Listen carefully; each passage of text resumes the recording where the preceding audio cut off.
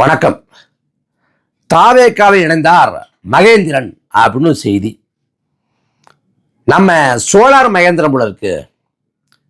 தாவேக்காவை 6 மாசத்துக்கு விமர்சனம் பண்ணாதீங்க, தேவைன்னா என் வீட்டுல இருந்து கூட கரண்ட் எடுத்துக்குங்க.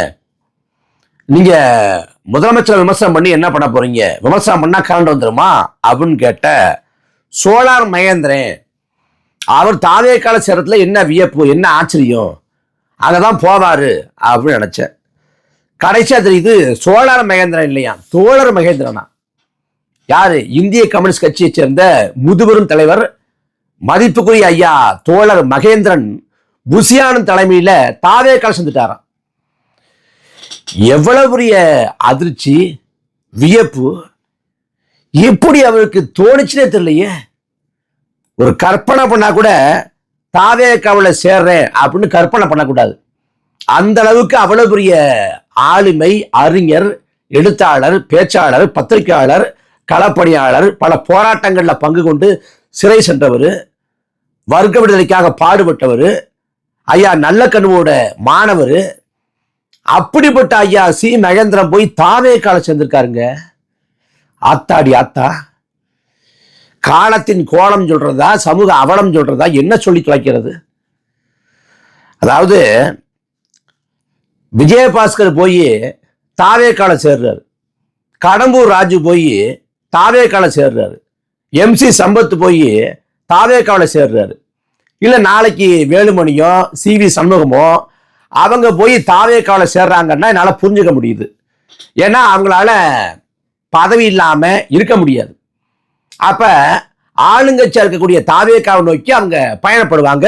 வியப்பு கிடம் இல்லை, அதுல வியப்பு கிடம் இல்லை, ஆச்சரியத்து கிடம் இல்லை, அங்க போவாங்க.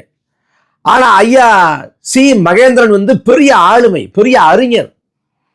அதாவது இந்திய கம்யூனிஸ்ட் கட்சியோட மாநில செயலர் பொறுப்புக்கு வந்து ஐயா முத்தரசன் வந்தாங்க. ஆனா அந்த இடத்துக்கு வர வேண்டியது வந்து ஐயா சி மகேந்திரன்.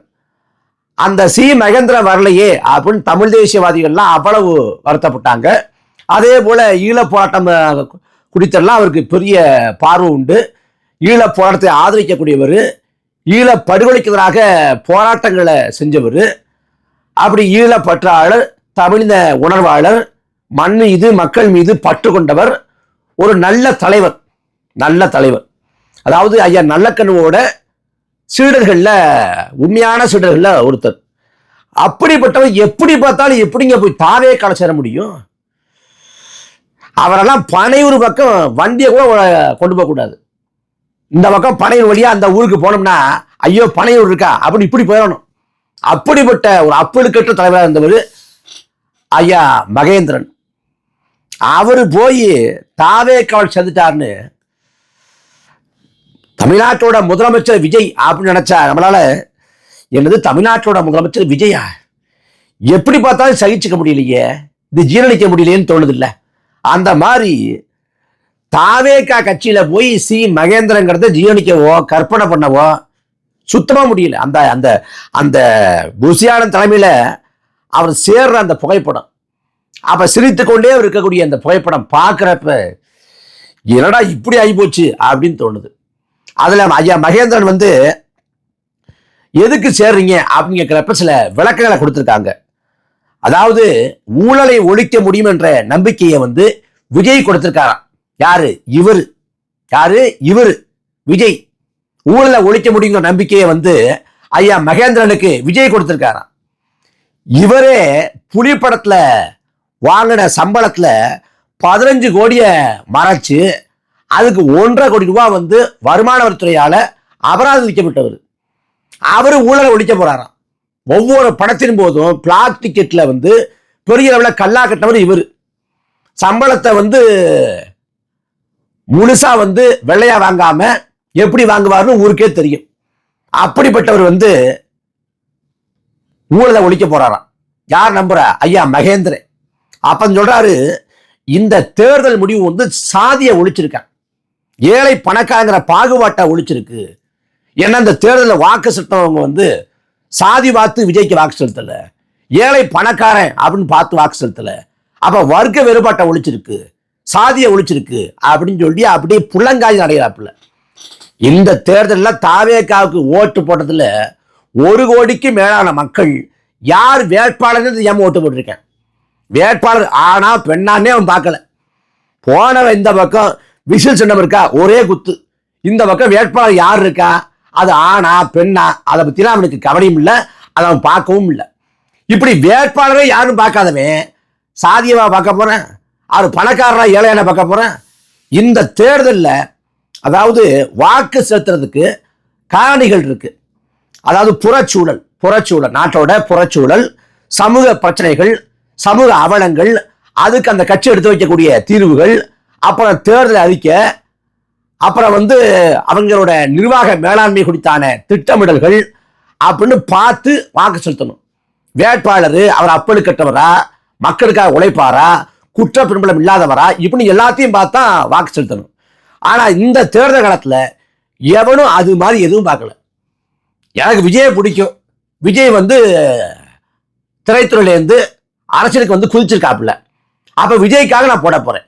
அப்புறம் என் பேச்சு சொன்னா நான் போடுறேன், என் பேரன் சொன்னா நான் விஜய்க்கு போடுறேன், என் புள்ள சொன்னா நான் விஜய்க்கு போடுறேன் அப்படின்னு ஒரு வாக்கோட வலிமையை, ஒரு வாக்கோட விளைவை, ஒரு வாக்கோட மதிப்பை எதையுமே உணராம, எதையுமே யோசிக்காம 5 ஆண்டு காலம் நமது வாழ்க்கையை தீர்மானிக்க போகுது, நாட்டின் தலையெழுத்தை தீர்மானிக்க போகுது. இந்த வாக்குதாங்கிற அந்த புரிதல் இல்லாம, அக்கறை இல்லாம, தொலைநோக்கு பார்வை இல்லாம கண்மூடித்தனமா சகட்டு மணிக்கு கொடுத்துருக்காங்க, யார் வேட்பாளர் தெரியாம. இப்போ ஒரு காணொலி சமூக வலைதளங்கள்ல தீயா பரவிக்கிட்டு இருக்கு. என்னன்னு பார்த்தா, பெண்ணாகரம் சட்டமன்ற வேட்பாளர் இன்னைக்கு சட்டமன்ற உறுப்பினர் ஆயிட்டாரு. அந்த பெண்ணாகரம் சட்டமன்ற உறுப்பினர் ஒரு செய்தியாளர் சந்திப்பை எதிர்கொள்றாரு. பரவாயில்ல, பாராட்டலாம். விஜய்க்கு கூட அந்த துணிவு இல்லை, அவருக்கு வந்திருக்குல்ல, அதுக்கு பாராட்டலாம். அந்த செய்தியாளர் சந்திப்புல அவர் பேசவே மாட்டேங்கிறாப்புல, அப்படியே நிக்கிறாப்புல. பக்கத்துல ஒரு ஆளு தாவேகா அப்படின்னோடனே தாவேகா கட்சி அப்படிங்கிறாரு. விசில் சின்னத்திலே அப்படின்னோடனே விசில் சின்னத்துல ஓட்ட போடுங்க, இங்க மற்ற கட்சிகள்லாம் கவலை கொண்டிருக்கு, ஆமா மற்ற கட்சியெல்லாம் கவலை கொண்டிருக்கு அப்படின்னு பக்கத்துல இருந்து ஒருத்தர் எடுத்து கொடுக்குறாப்புல. இவர் அப்படியே அதை ஒப்பிக்கிறாப்புல. அது அப்படியே தெரியுது. இந்த நீயா நானாவில் அண்ணன் கோபிநாத் பேசுவாங்க, இங்க பேசிட்டு இருப்பாங்க. பார்த்தா அங்க ஒருத்தர் சொல்லுவார், ஒரு வார்த்தை சொல்லுவார், அரிசி அப்படின்னா இன்றைக்கு அரிசியோட மதிப்பு என்ன அப்படின்னு அவரை அதை டெவலப் பண்ணி பேசுவார். அந்த மாதிரி அந்த பத்திரிகையாளர் சந்திப்புல பக்கத்திலே நிற்கிறாப்புல, அவர் கையை அப்படி வச்சுட்டு பேசுறாப்புல. உடனே அவர் கேட்டு இவர் அதை சொல்றாப்புல. அதுன்னு சொல்றது பெரிய புள்ளி விவரங்களோ இல்ல தரவுகளோ இல்ல மிகப்பெரிய ஒரு தகவலோ அப்படிலாம் கிடையாது. தாவேக்கா வெளில போகுது, விசில் சின்னத்துல ஓட்ட போடுங்க, தாவேக்கா கண்டு மற்ற கட்சிகள் கலக்கம் அடைஞ்சிருக்கு அப்படின்னு சொல்லணும். அதையே சொல்ல வரல. ஆனா அவருக்கு ஓட்ட போட்டு பெண்ணாகரத்துல 50,000 பேரோ 60,000 பேரோ எவ்வளவு பேர் ஓட்ட போட்டு அவரை எம்எல்ஏ ஆக்கி விட்டான். அந்த மாதிரி பல ஊர்ல வேட்பாளர் என்ன பண்றான், அவனோட பின்புலம் என்ன, அவன் உழைப்பானா, அவனுக்கு ஏதாவது தெரியுமா, ஒரு கருமாந்தம் தெரியாம மக்கள் ஓட்ட போட்டு விட்டான். அப்ப வேட்பாளரே பார்க்காதவன் வேட்பாளர் சாதியாவை பார்ப்பான், வேட்பாளரோட வர்க்க பின்புலத்தையா பார்ப்பான். அப்ப சாதியை பார்க்காம ஏழை பழக்காரன்னு பார்க்காம தான் அவன் ஓட்டு போட்டிருக்கான். ஆனா தாவேக்கா சாதி பார்த்தா வேட்பாளர் எடுத்துச்சு. அதாவது ஸ்ரீரங்கத்துல யாரை நிறுத்தணும், மயிலாப்பூர்ல யாரை நிறுத்தணும், கன்னியாகுமரியில் யாரை நிறுத்தணும், காரைக்குடியில் எந்த சமூகத்தை நிறுத்தணும், தூத்துக்குடியில் எந்த சமூகத்தை நிறுத்தணும், எந்தெந்த ஊர்ல பெரும்பான்மையா எந்தெந்த சமூகங்கள் இருக்கோ, எந்தெந்த சமூகங்களை சேர்ந்தவங்களை திமுக அதிமுக வேட்பாளர் எடுத்துமோ அதே ஆட்களை தான் தாவேக்காவும் எடுத்துச்சு. அவன் சாதி பார்த்தா வேட்பாளர் தான் எடுத்தினான். இன்னும் சொல்ல போனா திருச்சி கிழக்குலையும் பெரம்பூர்லையும் விஜய் நின்னதே இந்த சமூகம் சார்ந்த வாக்களை குறி வச்சுதான். இவர் சாதியை பார்த்து சமூகத்தை பார்த்து பின்புலம் பார்த்தா வேட்பாளர் எடுத்தாரு. இவரு என்னாரு, விஜய் ஓட்டு போடுறோம் எந்த கர்மத்தையும் பார்க்கல, அவன் விசில் சத்துக்கு ஒரே குத்தா குத்திட்டான். அப்புறம் சொல்றாப்புல இது ஜனநாயக புரட்சியான், எது தாவேக்கா ஓட்டு போட்டது. அண்ணன் சீமானவர்கள் சொன்னாங்க அரசியல் பேரிடர்னாங்க, அரசியல் பேரிடர்னு. எனக்கு விபரீத விபத்தா தோணுது, அரசியல் நிகழ்ந்துட்ட விபரீத விபத்தா தோணுது. ஆனா ஐயா மகேந்திரன் சொல்றாரு ஜனநாயக புரட்சியா. பிரெஞ்சு புரட்சியை பார்த்தவர், ரஷ்ய புரட்சியை பார்த்தவர், கியூபா புரட்சியை பார்த்தவர்னா படிச்சவர், தெரிஞ்சு கொண்டவர், அந்த வரலாற்று பின்புலத்தை அலட்சி ஆராய்ஞ்சவர். இந்த பிரெஞ்சு புரட்சி, கியூபா புரட்சி, ரஷ்ய புரட்சி போன்றவற்றை படிச்சு தெரிஞ்சுக்கிட்டவர். இப்ப பார்த்தா இந்த தாவேக்காக ஓட்டு போட்டதை ஜனநாயக புரட்சிங்கிறார். எங்க கொண்டாந்து எடுத்துருக்கு பாருங்க. அதுல கூத்தனா விஜயபாஸ்கர் அவர் குட்கா வழக்கு, அதாவது குட்கா போன்ற போதைப் பொருட்களை காசை வாங்கிட்டு அதிமுக ஆட்சியில் அனுமதிச்சிட்டாரு. அந்த வழக்கு நிலுவையில் இருக்கு. மத்திய புலனாய்வுத்துறை சிபிஐயால இன்னமும் வழக்கு நிலுவையில் இருக்கு. அந்த சி விஜயபாஸ்கர் வந்து நாளைக்கு சிறப்புறதான் சொல்றாங்க தாவேக்காவில். சி விஜயபாஸ்கர் வந்து அது மட்டும் இல்லாம அவர் லஞ்ச வாங்கின வழக்கு இருக்கு, லஞ்ச ஒழிப்புத்துறை வழக்கு இருக்கு, எல்லா வழக்கு இருக்கு. ஒரு ஊழல்வாதி, ஒரு ஊழல் பெருச்சாளி, ஒரு சுரண்டல் பேர்வழி. யாரு? சி விஜயபாஸ்கர். பக்கத்துல பார்த்தா சி மகேந்திரன்.